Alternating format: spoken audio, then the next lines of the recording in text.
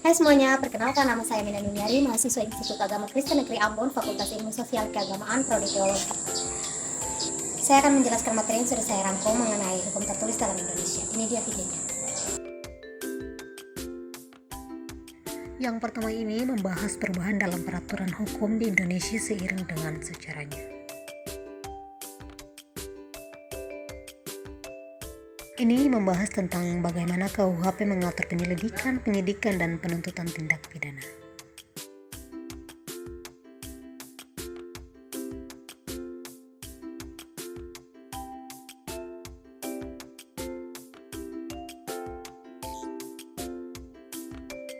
Nah, dalam penelitian ini akan dianalisis bagaimana 3 peraturan hukum ini berperan dalam proses penegakan hukum terkait korupsi.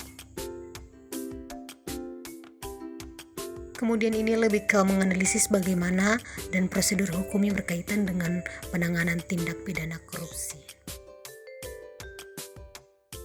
Berikut ini, dengan kata lain, hukum tertulis memberikan dasar yang jelas untuk menjelaskan sistem hukum di negara ini.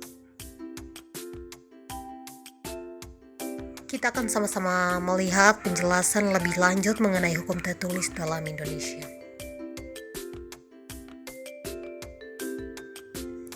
Kemudian berikut ada 6 penjelasan tentang hukum tertulis dalam Indonesia. Yang pertama, dokumen ini merupakan hukum tertinggi di negara ini dan mengatur prinsip-prinsip dasar pemerintah, termasuk pembagian kekuasaan antara lembaga-lembaga pemerintah seperti eksekutif, legislatif, dan yudikatif.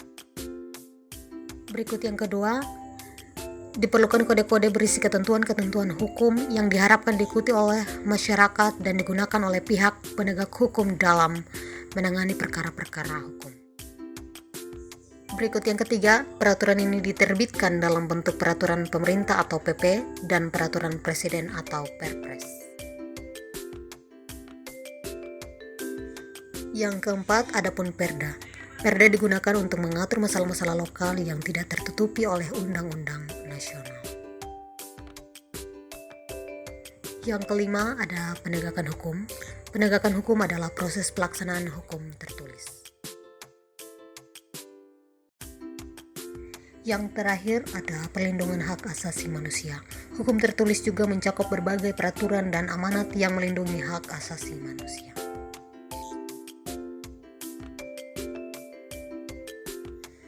Jadi, tujuan hukum dari kesimpulan di atas adalah tujuan hukum tertulis ini agar digunakan untuk mencapai beberapa tujuan utama, termaksud mengatur berbagai aspek kehidupan di negara ini, melindungi hak-hak warga negara, dan memastikan adanya penegakan hukum yang adil dan berkeadilan.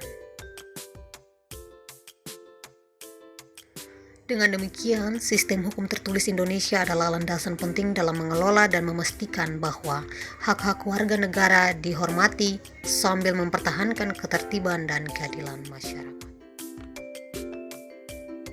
Demikian penjelasan saya. Thank you for watching.